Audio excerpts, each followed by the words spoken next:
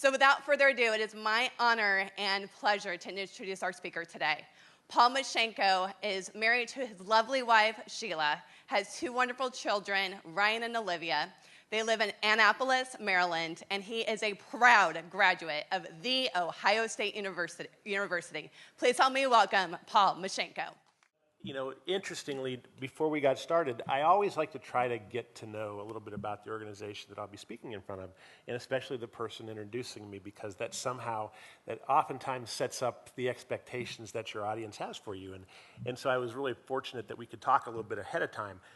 In contrast, I'll share a quick story with you. A couple years ago, a friend of mine, I was still living in Cleveland, Ohio at the time, and a friend of mine named Tony called me up and he said, "Hey, Paul," he said, "how would you like to come and speak in front of a very prestigious and influential group of people down here in Columbus?" And I said, "That sounds like a great idea, Tony." I said, "Tell me a little bit about the event first." And he said, well, that's, it's a bunch of leaders, typically CEOs and stuff. I said, "Well, first of all, Tony, when is the event?" And he said, "Tomorrow." So if you're a speaker and somebody calls you to speak tomorrow, what does that normally mean? You were not the originally intended speaker. And I kind of picked up on that fairly quickly. I said, "Tony, no worries." I said, "I'm more than happy to help out."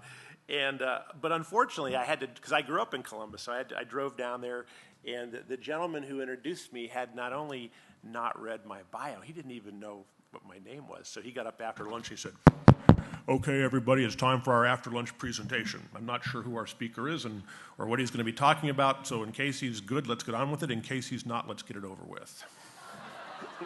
So I want to thank Amanda for that nice introduction.